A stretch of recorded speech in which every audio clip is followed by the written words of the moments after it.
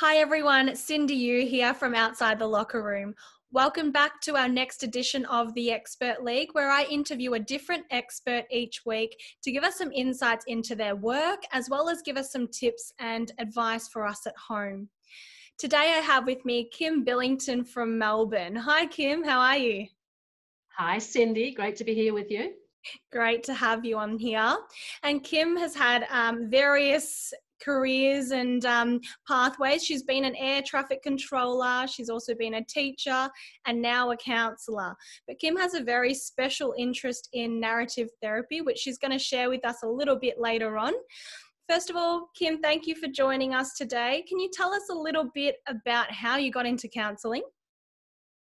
Well, I was thinking about this question because you gave me a couple of prompt questions, and actually I'm wondering if actually the air traffic control wasn't necessarily something that taught me how to be a good counsellor. And the reason is, when you are an air traffic controller, you need to have some lived experience as a pilot. It's really helpful. I had about 60 hours of a Cessna 150 when I was 17. Wow. And so when I went into air traffic control, I already knew a lot of the lingo and that kind of thing. So I could anticipate what a pilot might be going through if the weather was bad, for example. Or if they had a small mechanical trouble that wasn't worth a mayday, and that kind of thing. So again, counselling's a similar kind of thing. I have some lived experience, but I don't have the client's lived experience. So I can never assume that I can open a book and say, oh, you need to do A, B, C, D, and then you'll get better.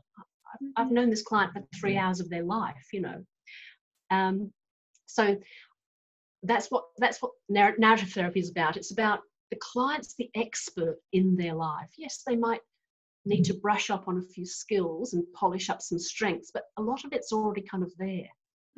And so I think that's the connection. Although my mum was a psychologist, she didn't train until she was in her 40s. And in fact, she went on to take up flying in her 60s. Wow. So we've got a bit of a strange family with different varied careers. Yeah, I think I've lived through a lot of uncomfortable experiences I wouldn't want other people to live through. And I've had a lot of joyous moments. And so I sit with where the client's at in my counselling, as narrative therapists do.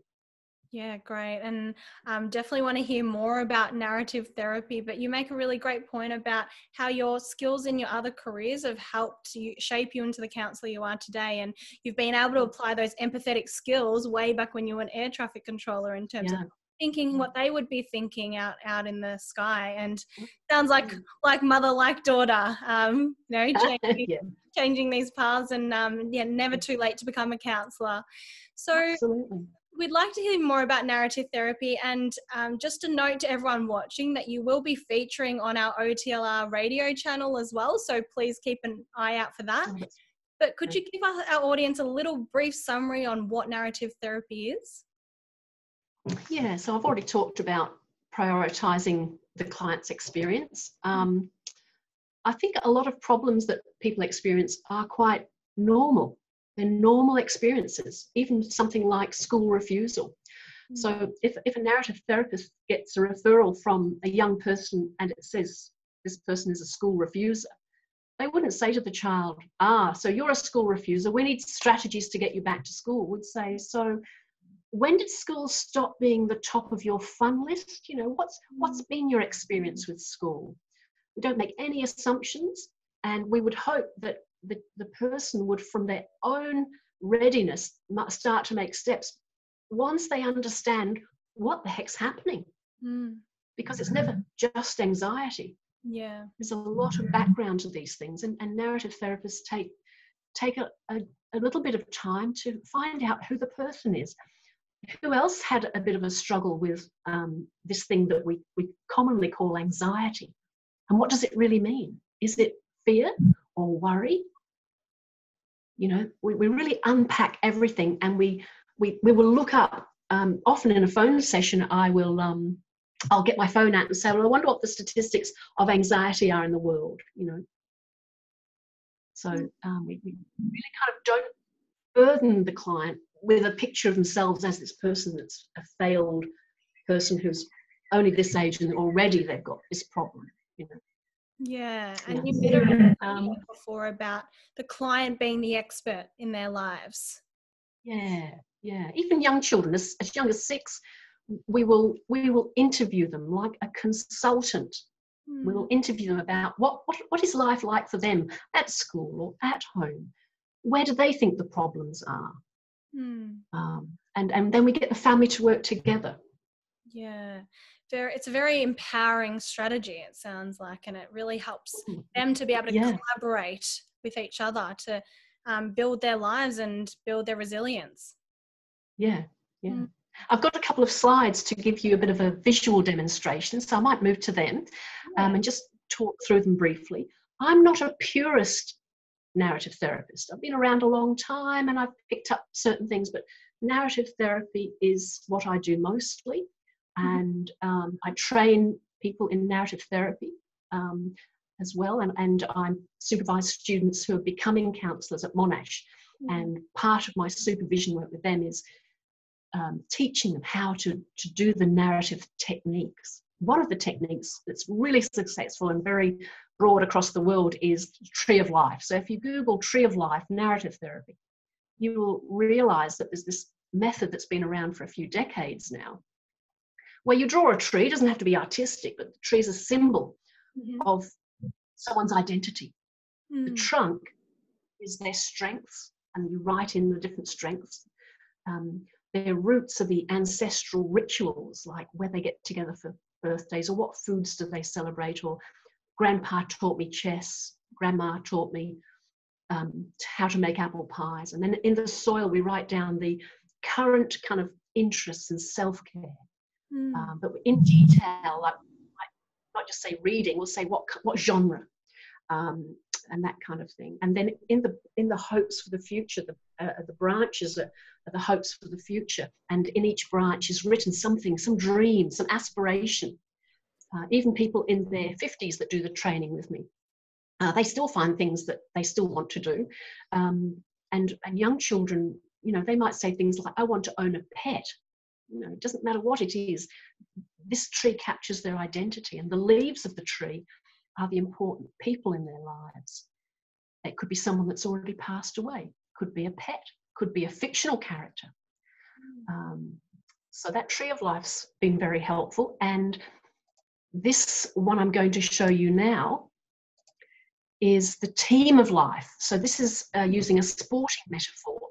And again, if you want to find out about how to do this or do it yourself, go to the Dulwich Centre website, have a look at this. And what it does is it says, the child draws the basketball court or the footy field or whatever it is. And then you say, okay, who would you like to be on your team? Who are the people that you want to kind of run with? And who are the people that are on your team but they're on the sidelines? Yeah. Who are the people that are on your team that will bring the refreshments? So who will you go to for a little bit of nourishment? And what kind of goals will you be scoring in your life? On the footy field or basketball court, it's ball in the basket or whatever. So in your life, what are some of the goals? Last year I was working with a boy who was struggling with symptoms of depression, lacking motivation, feeling tired. And so he couldn't get the A grades he'd got the year before. And when he did the Team of Life, he said, I want to be celebrating a B and a C, not just an A. So again, family meeting, talking about these expectations that can make people even more burdened. Yeah. So that's that one. That lots of kids love that one. Okay, let's get the next one. I'm just trying to move it along. Can you press the arrow button? Oh, here we go. Beg your pardon. It wasn't working on my mouse. So that's the next slide, the hero's journey. This is a little picture I've created with a friend of mine who's an artist, because now we're going through the pandemic at the moment, and we've gone from the known, where we knew what we were doing, even people had holidays planned, weddings planned, all these things, but no, we crossed into the unknown.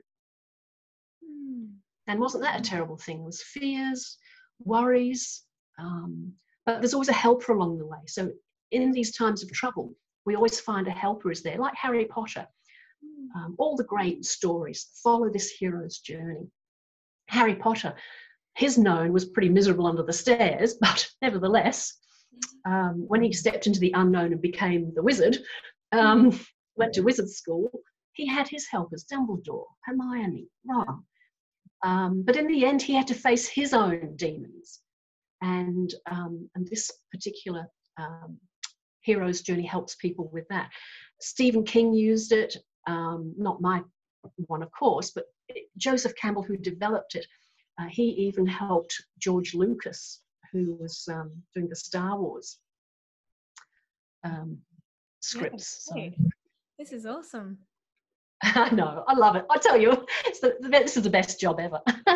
Yeah, and it's a really great way for people to express how they're feeling in different ways as well. And it's really visual for those people that, you know, do like visuals. That's right. Yeah, and you don't have to be an artist to be doing this. You know, some people think, oh, is it? You have to be clever at drawing. It's nothing like, you know. This drawing is about a problem. So if you have a look, there's a person that's experiencing a problem. Yeah. Let's call the problem depression. The person can say, oh, this depression is annoying me. Well, of course depression is annoying.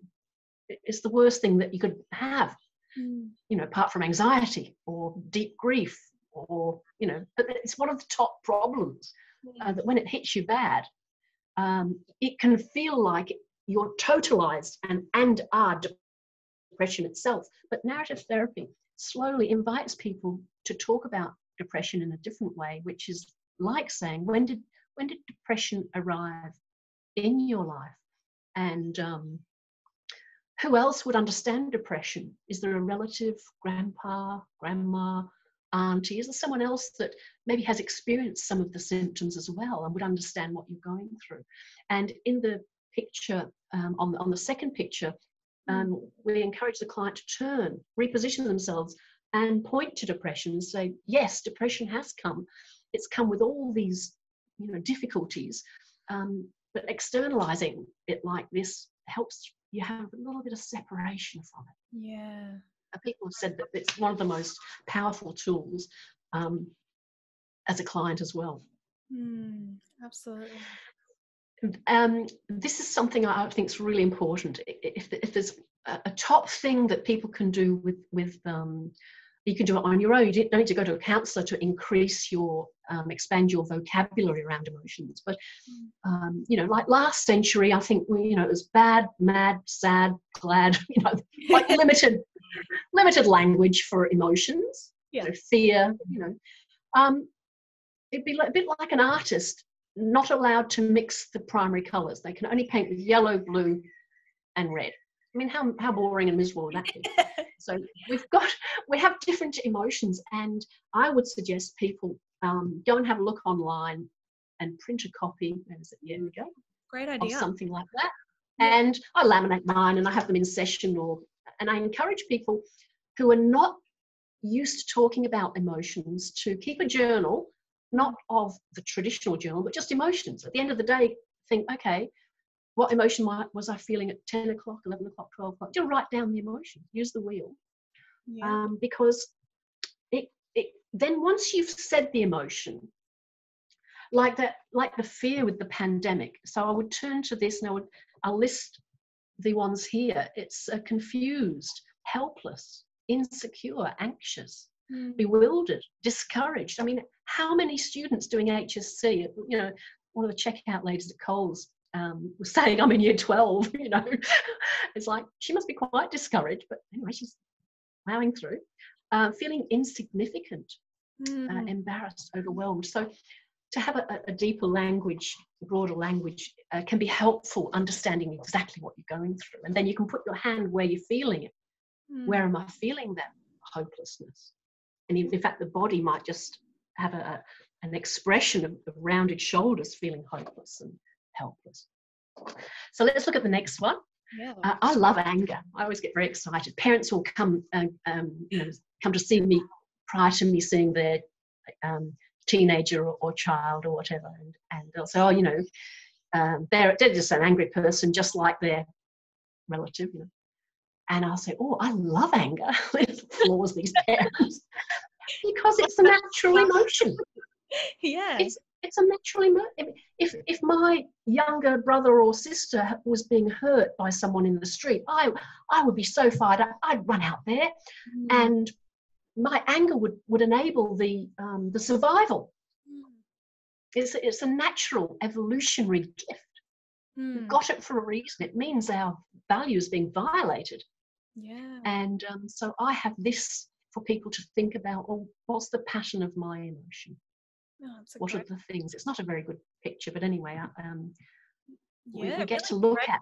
Great way to frame that and really spin it into a positive thing, and finding the root cause and passions, like you said, of the anger.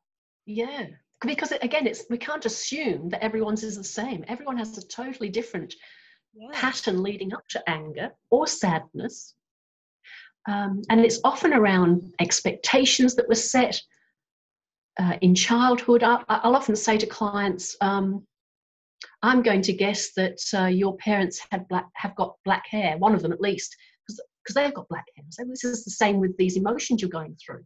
One of your parents probably went through anxiety, depression.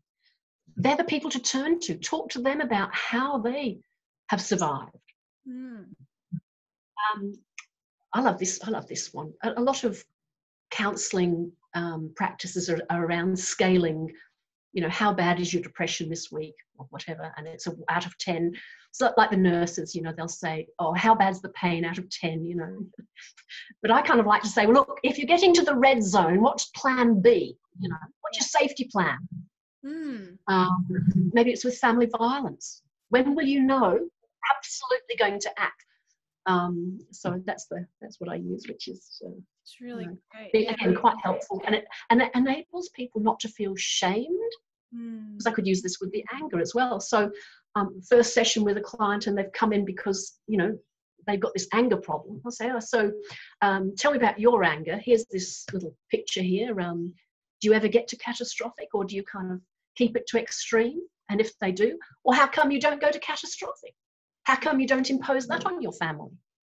And then they'll say something tender like, well, I don't get anger to hurt people, you know. Okay, so tell me about this. Why are you choosing not to hurt your family? Well, I love my family. Okay, do you think they know that? You know, that's we get into these lovely conversations. Yeah, to spin that perspective. Yeah. Oh, this is the contact information. I'll get to that now while it's there, and then I can get rid of the slide. So that's if people want to contact me. There's an Instagram, kim.counselling, Facebook, kim-counselling, and I do the training and webinars at the Sydney Centre for Creative Change, all online at the moment. Yeah, great. So you've been very adaptive as well to this change. Thank you so much for sharing all of those with me. They were really insightful strategies and resources that we can apply in our everyday lives, and helping us think in that deeper level and be able to pinpoint our emotions at that deeper level is really, really powerful. So thank you so much for sharing that with us. Really, really appreciate it. And finally, do you have some other words of advice or encouragement for our listeners at home? Yeah, I think if you're going through a rough patch, again, scale it. Say to yourself, how bad is it getting? Because if you can get help while it's still small or medium, that's better than when it's too big and out of control. So go to your GP, find a psychologist or a counsellor, or if that just seems too hard, phone Kids Helpline if you're under 25. And the number for that, you might need to tell a friend the number for that. It's 1-800 55 1-800. Put it in your phone. Say to a friend, this is a 24/7 free service. You might be on the phone for 20 minutes, half an hour, but you can handle that. Same with Men's Line. I used to work at Men's Line. Beyond Blue, used to work there too. It's free, 24/7 counsellors just waiting for you to get up the courage to reach out and to totally talk to your parents or other family members about what you're going through, because guaranteed someone in the family has experienced a similar experience. Absolutely. Thank you for those encouraging words. And yeah, we do encourage you to reach out. Don't be afraid to reach out. And please get in contact with Kim if you have any other questions or you want to get in touch with her, because she Definitely. provided us with some really valuable resources here today. So really appreciate it. Kim, thank you so much for joining me here again today, and take care. It's a pleasure. Thanks, Cindy. Thanks.